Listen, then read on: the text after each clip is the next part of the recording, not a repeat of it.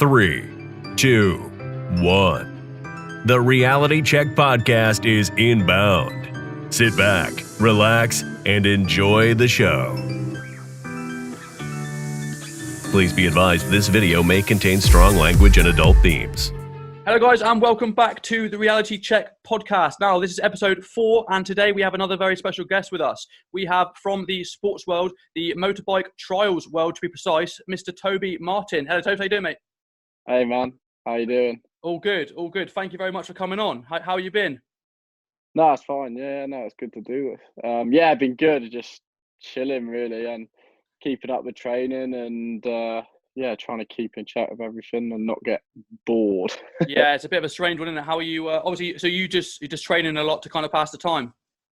Yeah, I mean, like I said, nothing else to do. So you go running, going to the gym and just riding and just do that every day over and over again. Yeah, right. Hopefully it'll be over soon. I mean, obviously, yeah, hopefully. I think we're all we're all in the same boat. We're all stuck indoors and want to go and do more stuff. Yeah, definitely.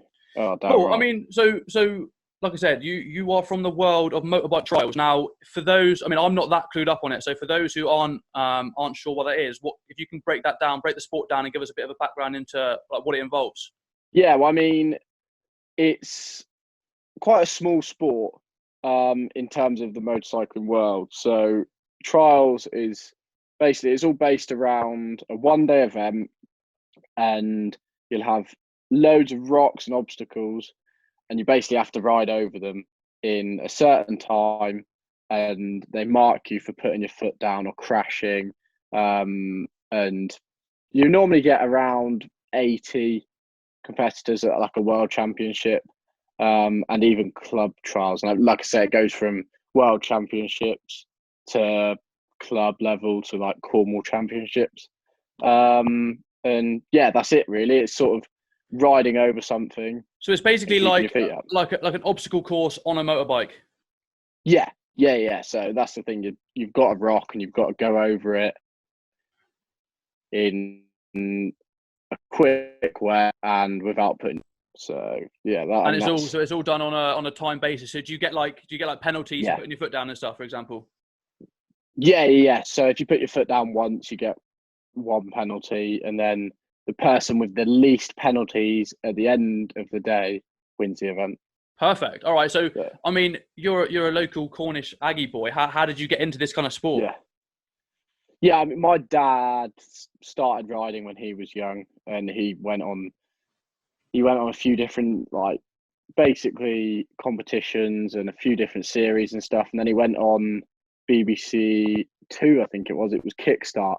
Okay. And it was like, back in the day, there wasn't many things on TV, and he went on that. So he's done it from a young age. He stopped when he was 18, and then as soon as I was born, he's almost living. Yeah, so he's sort of like, he's basically living his dream almost through me, I suppose. Yeah, man. I mean, definitely. when he was 18, 19, his dad just said, right, I'm not taking you anymore. You've got to stay at home and go to work. Okay. He's like, fair enough. And then dad just pushed me further and further, and I fell in love with the sport.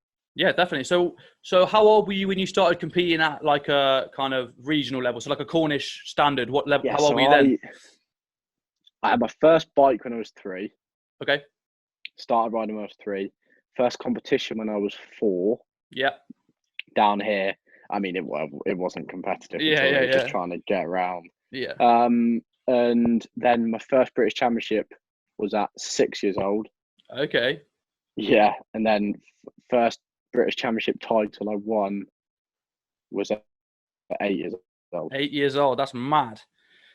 So that was, no, it was a young age really. But I mean, quite a few people did it. It's an odd one.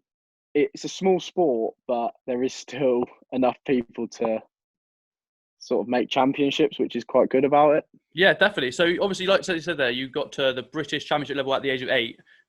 Yeah. So when did you start? How old do you go up to compete to like against the adults? Is it like an under 18s or an under? Yeah. It's not. I think after 16 you go into adults. Okay. So it's quite a big jump, really. I mean, a lot of kids get to 16 at British Championship level, and they'll stop and they'll just go into their region and ride for their region, the same as like football or rugby or anything. Yeah. And then if you have got a good enough level, you can go up and sort of start riding with the adults in the British Championship. Okay, that's obviously what you did. So what that's was that? a sort of make or break. Yeah, I was saying, what was that step up like? Was there an obvious step up in quality? Yeah, I think there's very little people that can get up because I know support, money, and everything. But I had quite good support from sponsors and parents as well. Yeah. And I was starting to ride better and better as well.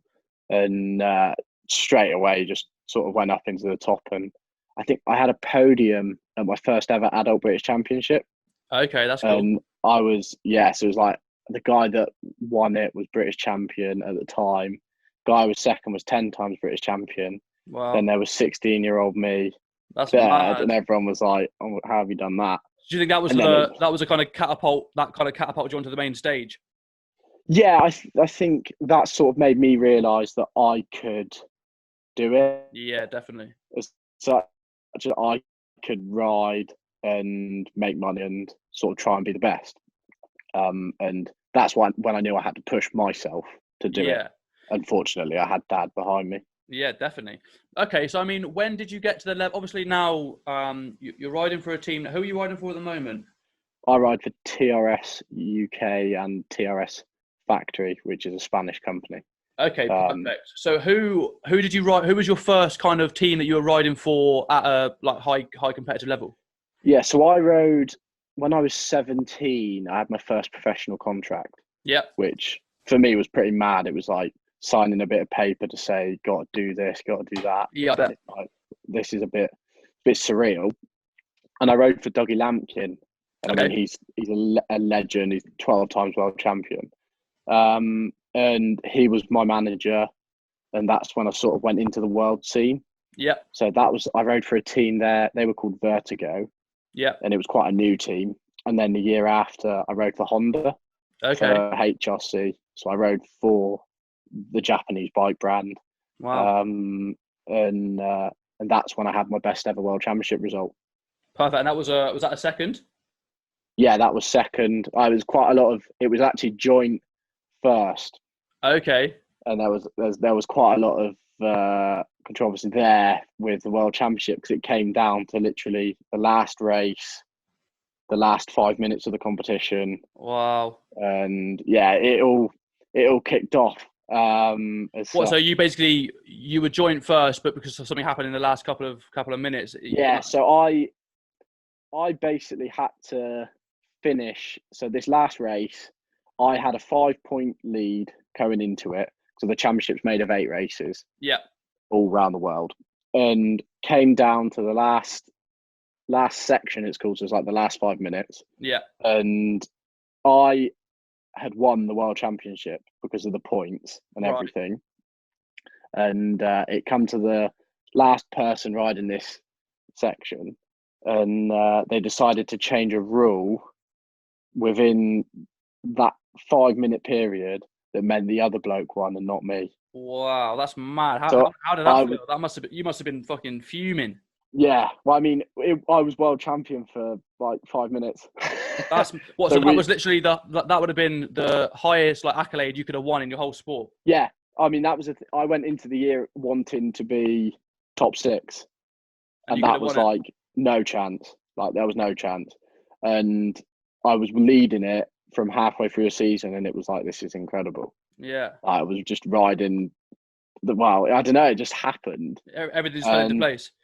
Yeah, and then it come to the end, and it was like, "Are you world champion?" And then all this happened, and it was like, that's mental. It was gutting.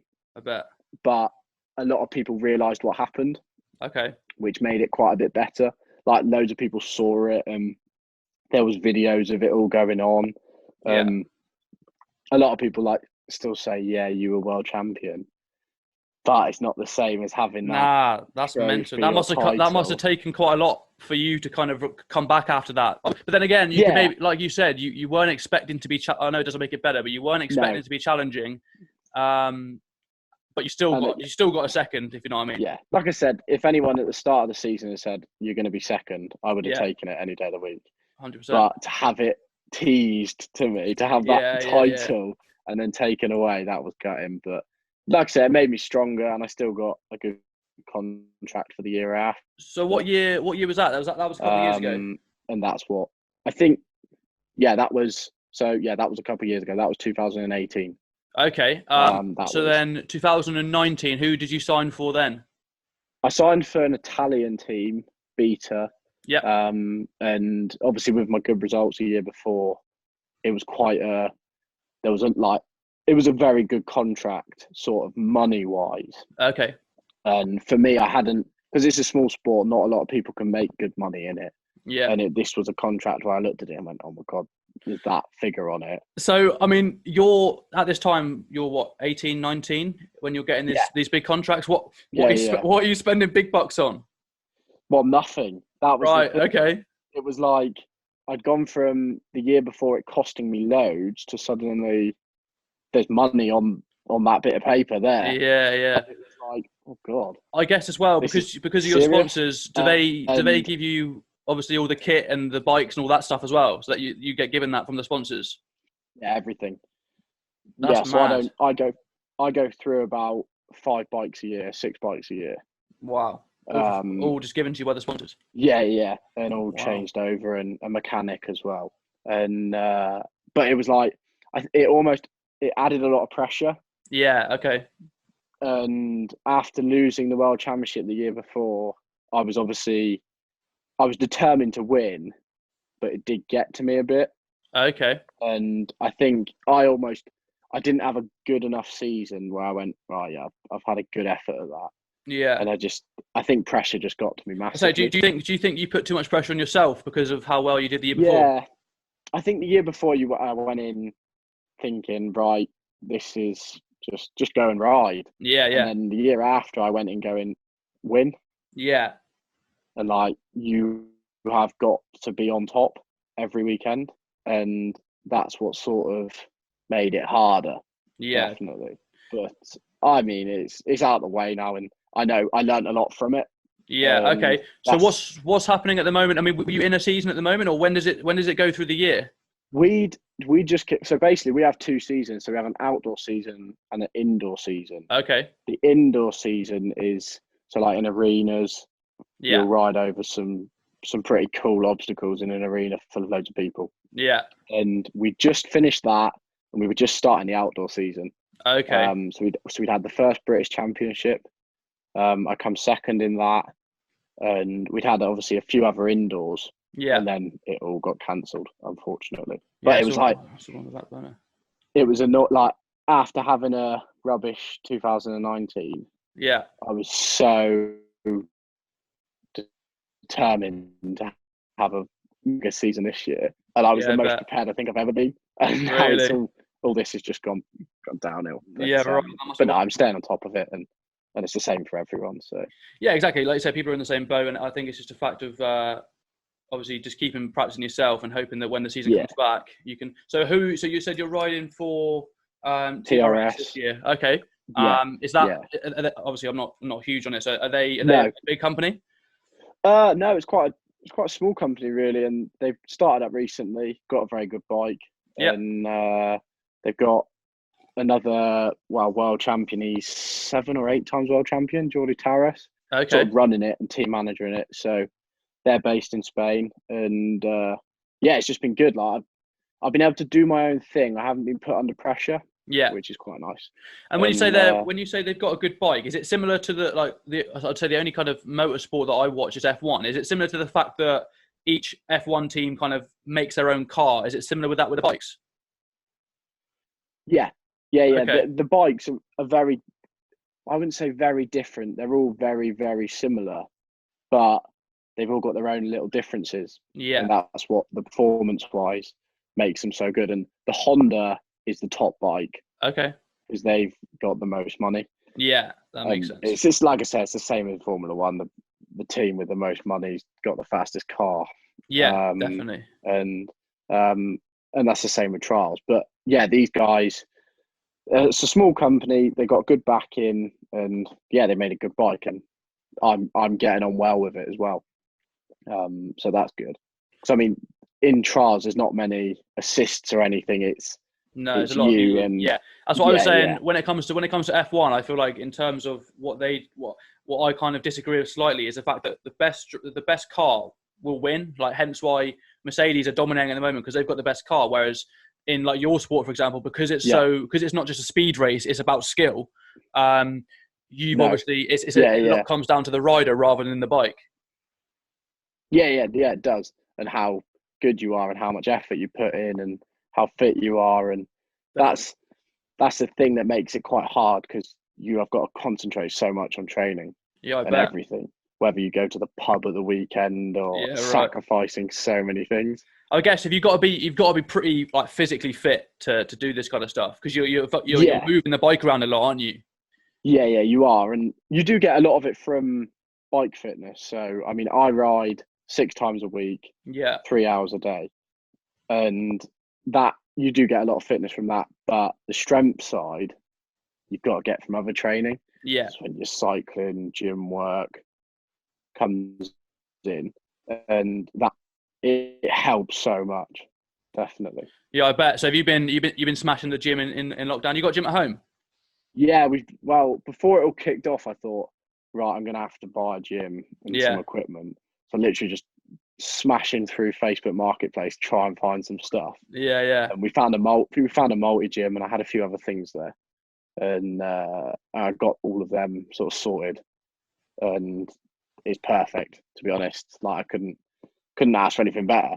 Yeah, I do. But a lot of people now are just can't train, stuck inside, and it's a time for me to get ahead. Yeah, definitely, because you've got, obviously at home, you've set up your own kind of mini trials track, haven't you? What have you got involved there? Well, I mean, we've got loads of rocks at home. I mean, it's for a trials rider to practice, you've got to have quite a bit of land, and machines to move stuff, and it's cool putting in the right position. And not a lot of people have the area at home to ride, so like I say, I've got a massive advantage. Yeah, you're fortunate in the fact that you can keep training. Yeah. All right then. I mean, you mentioned earlier about the so there's 8 races that make up a world championship. Yeah. Yeah. Perfect. So is it the same, like 8 locations every year, or does it change? It normally changes. So I mean, we go to Japan every year. Okay. That's a round we always go to, same place. But then we'll go to like Czech Republic. It's the same places, but they'll mix them around. So we'll go to Czech Republic, Italy, France, Spain. Then they have one in the UK, Japan, and then they'll vary the sort of next few. So it'll be like Portugal. Okay. Or a few other places. But normally they change all the areas, which is quite good. So they like change everything, and you're not always riding the same bit. Yeah. Nice. All right, and so we get to see different places. Do you travel like just like normally? Like how do you get from country to country? Is it just like a standard flight, or do you travel as a team? How does that work? So I normally travel on my own in my van, because I quite like that.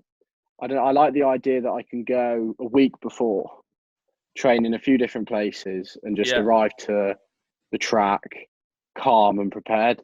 Yeah. Whereas a lot of riders will fly on the Friday. It's all a rush. Yeah. And I know it's easier because you get a bit more time at home, but I feel like if you're going to go to these places, you've got to make the most of it. 100%. So driving to different, I don't know, you go to all sorts of different places. Yeah, cool. I mean, so talk me through if you've got an event in Portugal, for example. You're driving to Portugal. What's the kind of build up to the event like? What are you doing the days before? You in a hotel? Is that where you stay?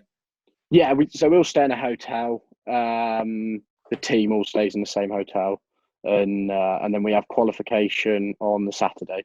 Okay. And then the main race is on the Sunday. Perfect. So is it literally Saturday qualification, Sunday event, and then go on the Monday?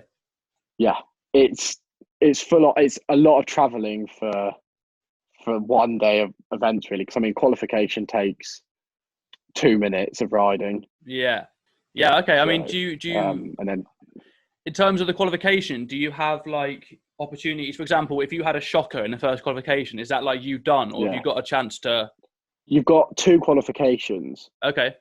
So it's like the top. So it's like the Formula One qualification. You sort of get knocked out. Okay. So they half it after the first qualification, and then the top 10 go into the last qualification, and that selects the top 10 positions. Yeah. So have you had it? Have you had it a few times where you've fucked up on qualification at all? Oh yeah, Have yeah. you? It's I'm quite good at it because qualification is basically, it's weird because trials is all slow riding, Yeah. but they brought in a new system where qualification you ride as fast as you can Okay. over rocks and Okay. stuff, and it defies trials, but it's awesome to watch. Yeah. I mean, it's just so different in terms, like, people watching. It's just something new, and it adds a bit of speed to it, and there's some pretty sick crashes as well, Yeah. so I which bet. makes it pretty decent. I was going to speak to you about that actually. You must have had a couple of injuries in your time. Yeah, I mean, I've got a knackered shoulder. That's a Okay. big one. I've dislocated my shoulder 5 times. Ouch. Yeah, I've broken my nose, but other than that, touch wood, I Okay. haven't done anything else, Right.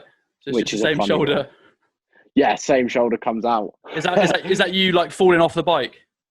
Yeah, I've had a few. If you're like if you're falling off or crashing and stretched right out, and it just jars you in a position Yeah, where I it's bet. weak. So yeah, have you witnessed a few nasty injuries when you've been like Yeah, spectating?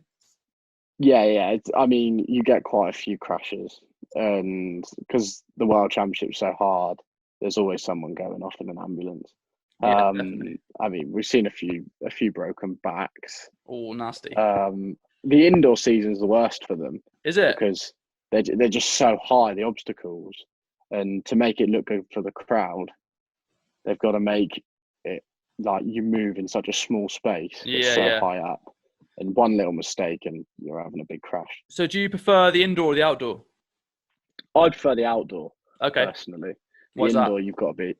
The indoor you've got to be at such a high level, and to be able to practice it, you've got to have certain obstacles in the right places, Yeah. home or wherever you ride. I think that helps it a lot. Yeah, definitely. All right then. I mean, moving on. Obviously, like you said there, you're traveling a lot of the world. You're managing to see a lot of places. Are you having? Obviously, you only for the last couple of years since you've been legal to drink. Have you had any big nights out? Big nights out in these places? Yeah, God. I mean, as much as we are professional, the year I was second in the World Championship, we had some pretty loose nights out. Where's the best night out? Japan was one of the craziest, I think. Okay. I mean, we did the race, and we had 2 days of racing, and we were knackered. We went into Tokyo, and we had a night to kill basically. So we started drinking at like 11 o'clock, and it was. I mean, we don't drink that much. So yeah. There was a load of riders, and I think by about 6 o'clock we were hammered. So we went back to the hotel, and we just had like normal riding stuff, and we hadn't showered or anything. We had a quick shower, went straight back out, and it was about 12 o'clock, and everyone sort of flaked. And me and a mate were like, right, we've got to go to a club. Right. We've got to witness a club in Tokyo. And we went out, and it opened at like 1:30, this club. And by this point, we could barely walk anyway. Yeah. I got to the door, and the bouncer's like, oh, you've got to be 24 to get in. Right. Like, oh, I'm knackered. No, I can't go in. So then my mate is 24, so he got in, and I found this girl. She must have been repping, and she was like, yeah, do you want to come into this club? I'm like, yeah, I really do. Like, it'd be sick to get me in, but I'm not 24. She's like, oh, it'll be fine. So we went around the back of this club. I'm like, oh my God. Sketchy as fuck. This is a story here. What's going to happen now? I'm going to get put in a van or something. And she opened this back door up, and I'm like, oh my God. Walked through, and it just walked straight onto the dance floor. And she's like, there you go. Oh, ideal. And we Cheers, just love. walked straight through, and I was like, awesome. And then we spent 4 hours in there, and no one was dancing. Right. We walked straight onto the dance floor, and everyone was just stood there drinking. Yeah. But the music was all English, like Ed Sheeran, Really? but remixed to like some drum bass in the middle of it, and it was mad. And then we obviously were hammered, so we started dancing, and everyone in the club was like, "Oh my god, these two must be like professional dancers." Wow! And you can imagine our dancing. Our dancing's horrendous. Yeah. Next thing, they had us up on the podiums Oh, where the girls dancers. were. Yeah. Yeah, we were dancing. Oh, it was horrendous. And we Oh had my girls like around the bottom, and they were like, "Oh," it was so funny. And in the end, we just had to. We literally, the people who owned the bar just loved it. Yeah. They were just like, "Oh, someone new," and we were dancing, and we were just like, "This is in the memory book." So we got back at like 6:30, and we flew at 7:30. Fuck, but you were steaming we still. then had no sleep. We were still hammered, and we had to get through customs. Oh, We got shit. through, and I just slept the whole flight. Yeah, right. But I mean, yeah, that's just one of them. That's just one of them. So I mean, yes. a So few you stories. said you've had a few nights out. I mean, in terms of the actual countries and stuff, what's the nicest place you've been to? What, like, just in terms of like visually and like kind of. Yeah, culture? I would say Portugal was cool. Yeah, Portugal's nice. I went there last summer, Definitely. to be fair, so it's proper nice. Yeah, and they love the sport as well, which we didn't expect. Okay. It was the first time we'd ever been there. They brought the circuit there, and everyone just loved it. And the crowds were big, and we rode up through the main town, and it was quite a small town, but it was full up with people, and that was cool. I mean, the place is really nice as well, which made it a lot nicer to be there. But, I mean, Yeah, definitely. I mean, do you you immerse yourself in the food in the countries you go to, or are you Yeah. fussy with food? What do you like with food? I'm not too bad actually. I'm pretty good. I feel like you've got to taste new things, and Yeah, definitely. I do quite like that. Like I say, some of it's horrendous. Yeah, to be But fair, there's some most of the cultures place- I'm just like, nah, I'm not having that. Oh my god, yeah. You walk in and you look at the menu and you just say, I can't eat any of that. Nah. So you're I'm just not trying to having pick it. things off. Yeah. Exactly. What's your kind of food of choice back home? Are you eating pretty healthy at the moment? Yeah, at the minute I am. I mean, I always sort of have, because I'm always on the go. Yeah. I spend a lot of time eating sort of fast food, so like your pastas and meat that is quick to cook. Yeah. So there's always something to do. And I mean, I like training, and a lot of people are like, yeah, you've got to be strict with your diet and everything, but I don't believe that. I feel like you still got to enjoy what you eat Definitely. and do the amount of training. Like I said, just don't eat crisps. Don't eat crisps. Is that your tip? Is that your healthy That's what tip? I think. Don't ever eat crisps. Don't eat crisps. That's to get into world championships. Yeah, just don't eat crisps. What about junk food, like takeaway fast food? What are your thoughts on that?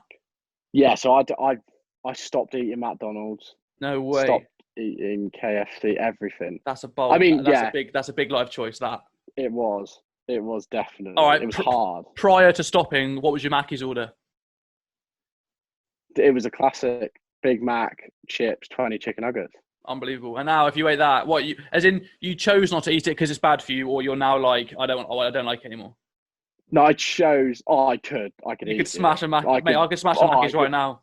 It's been so Right long. now, even though I never ate it, I feel like because it's closed, I want one. Yeah, right. I saw they've opened like 15 or 20 stores. They've started opening little stores. Like they've started reopening KFC, Yeah. but none of them are in Cornwall because Cornwall's in the fucking shit end of nowhere. Yeah, exactly. Fact. They're not going to open it up. It's Like rubbish. the Mackeys in Truro and the KFCs down here will be like the last ones to open because they make us know. Yeah, they will. They'll shut down. They'll just be right. like, there'll be no KFC. Just leave ever. Cornwall. We'll just leave Cornwall. Yeah. What are your thoughts? I mean, obviously you do a lot of traveling, but I mean, would you move away in terms of like to a big city or anything like that? Yeah, I would. As soon as I've got enough sort of money saved up, I'll move straight over to Spain. Will you? Is that where you'll be Straight based? over to Barcelona, and I base myself over there. To be fair, Barcelona will be a sick place to live because I mean they've got the weather out there. 90% of the time is class. The nightlife's sick.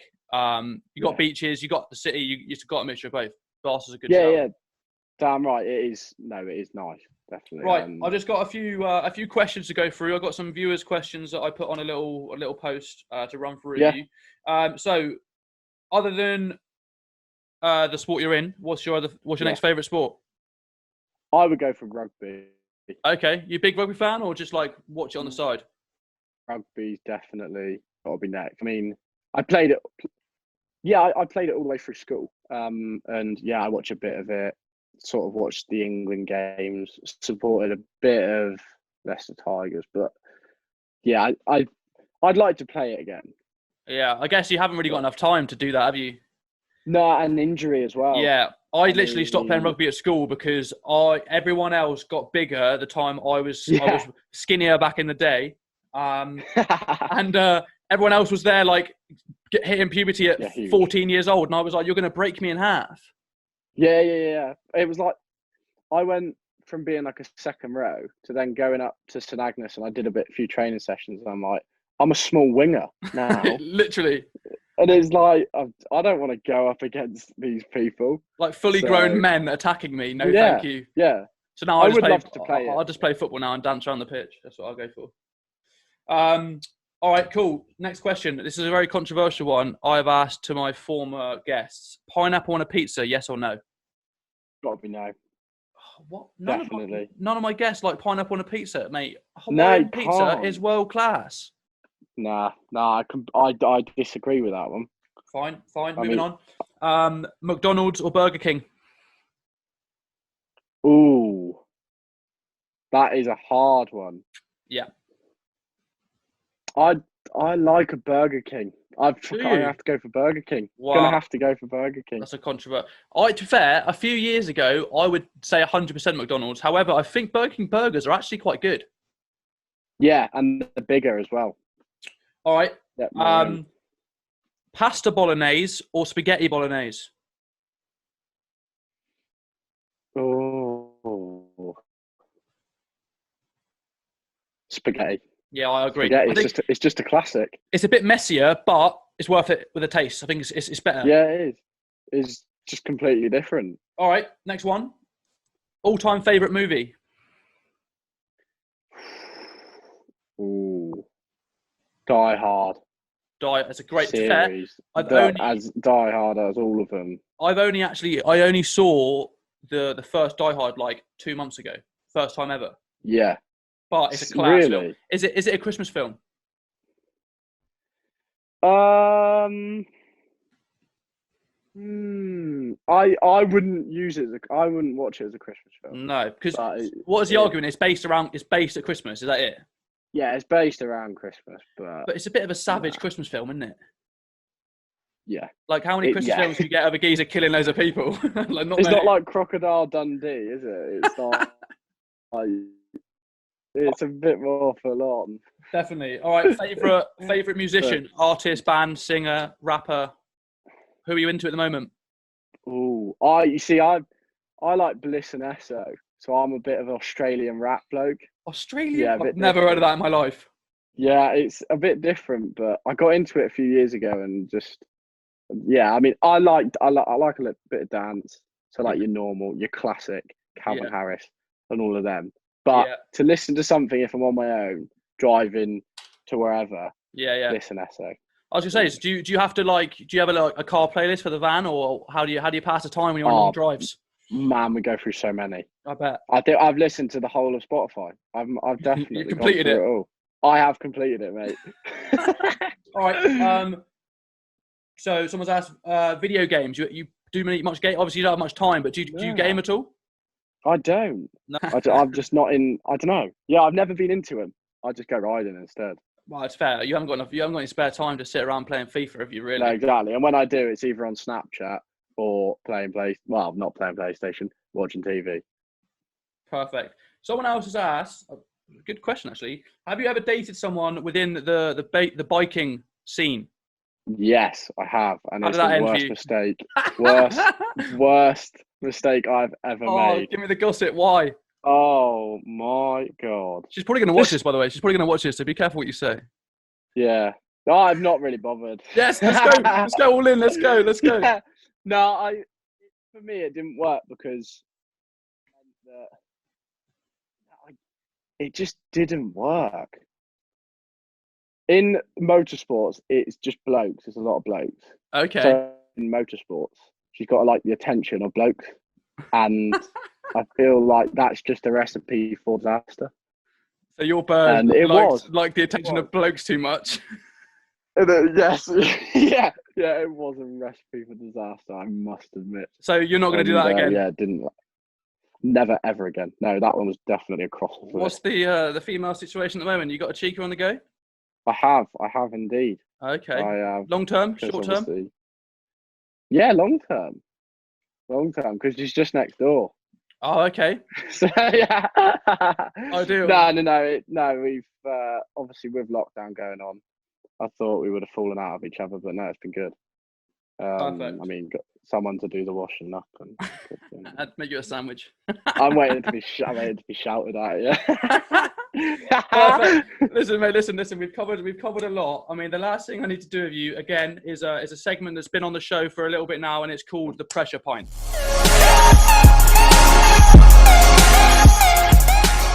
Okay, right. So you got your pint of water, and like I said, it's a very simple challenge. All I'm going to do is start a timer, and then you've literally just got to chug the pint of water as fast as possible. And then after the first 10 guests on the show, the time's gone to a leaderboard, and if you are top of the leaderboard, you will win a pint glass with the Reality Check podcast logo engraved on it. It's going to be an amazing prize. It's an amazing prize. I just want to be Ollie. I'll count you down from 3, and you've got to say the word done after you finished it. Right, okay. Ready? 3, 2, 1, go.